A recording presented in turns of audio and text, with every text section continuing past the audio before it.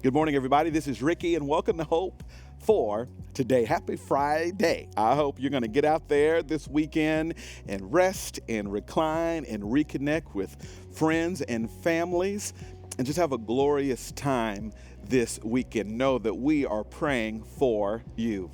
Joshua chapter 4 comes to mind today. This is the episode of the children of Israel crossing over the Jordan, much like they had crossed over the Red Sea, and they cross over and God commands them to lay down in the water these huge stones of remembrance.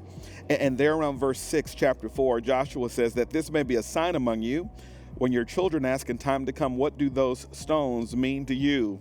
Then you shall tell them that the waters of the Jordan were cut off before the Ark of the Covenant of the Lord. It goes on to say, so these stones shall be to the people of Israel a memorial forever. It is a simple story where God is essentially telling his people, I want you to remember the great things I've done for you. I want you to remember the great things I've done for you. I think God was doing this is because when we get in times of difficulty and when seasons whereby we are overwhelmed by the ups and downs of life, let me just kind of get a witness out there that it's hard to remember in bad times that God was there in bad times before. Can I get an amen right there? That when I'm in today's trouble, it is really tough to remember yesterday's victory.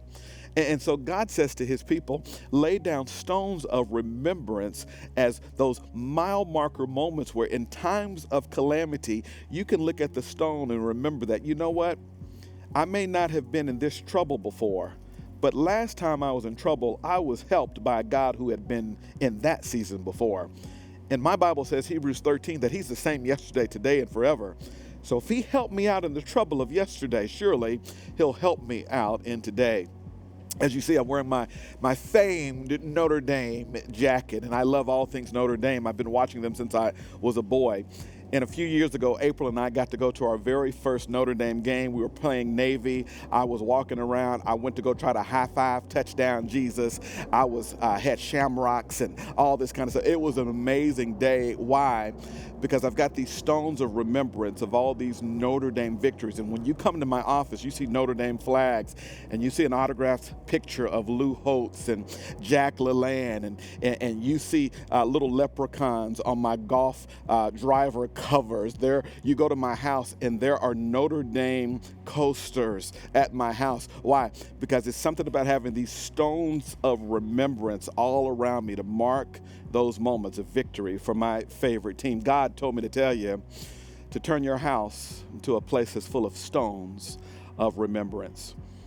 There needs to be pictures of you and your family when God brought you through that cancer. There needs to be those symbols and those moments and those artifacts whereby it tells a story to you and to your children and to your children's children about what God did and how he showed up in that moment where you and your family were going through a storm. I guess if I had to kind of dumb it all down to one application for you, Hope for Today family, it's this.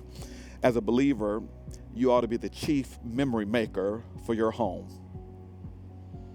As a believer, you ought to be the chief memory maker of your home, where you're always figuring out how to create a moment and an artifact and a symbol to remind you and to remind those around you that yesterday God was good and God don't change.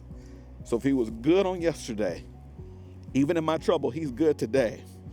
And this will mean my good tomorrow. Be the chief memory maker of your home. And remember this weekend that God has been good, that he is good, and he always will be good. That's Hope for Today. I'll see you next time.